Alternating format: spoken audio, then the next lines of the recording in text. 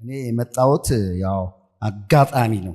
አጋጣሚ የመጣሁት ይሄ ቸርች ሳየው ዛሬ ሁለተኛ ቀኔ ነው። ሮቤልን ሳቀው በጣም ከልጅነቱ ጀምሬ አውቀዋለሁ። ለኔ አንድ ጊዜ መልእክት አምጥቶልኛል። እሱ ለምንድን ነው እኔ ሰፈሬ አብነት አካባቢ ነው ያደኩትም የአብነት ልጅ ነኝ። ስለ ልጄ ነው መልእክት ያመጣው እና ምንድነው እሱ ላይ አስታውሰው ይችላል፣ እኛ እናስታውሰዋለን። ማቴዎስ የሚባል ልጅ ነበረኝና የመጨረሻ ልጄ ነው። አብነት አካባቢ ደግሞ በጣም ልጆች በጣም አስቸጋሪ ሆነው የሚያድጉበት እንጂ ተስተካክለው የሚያድጉበት ሰፈር አልነበረም፣ አይደለም፣ አስቸጋሪም ሰፈር ስለሆነ በዛ መካከል ስለ ልጆቻችሁ የምታነቡ እያለ ሮቤል መልእክት ያመጣ ነበረ። ጽፌዋለሁ፣ ቆይቷል። መጽሐፍ ወዳለው ጻፍኩት እሱን ክፍል። ስለዚህ ልጅ እሱ ወንድሜ የትም አይሄድም ያንተ ነው ብሎ ተናግሯል ሮቤል።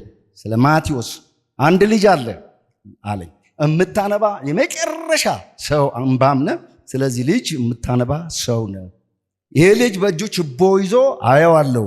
ጌታን ስጠይቀው ይሄ ምንድን ነው ብዬ ስጠይቅ ችቦ ወንጌልን ይዞ የሚዞር ባሪያ ነው ይልሃል እግዚአብሔር ብለዋል። አሜን። እና ይሄ ቃልም ጻፍክ ሆኗል። ልጁ አሁን እግዚአብሔር እንደተናገረው አድርጎልኛል። አሜን። በመሃል መሰረተ ክርስቶስ አጥቢያ ከእህቱ ጋር ያገለግላል። መርካቶ በስራ ይሰራል። በስራ እየተባረከ ነው ይሄ ልጅ። አሜን አሜን አሜን። ስለዚህ ስለ እኔ ህይወት ታሪክ ብዙ ነው፣ ቀኑን ሙሉ አያልቅም።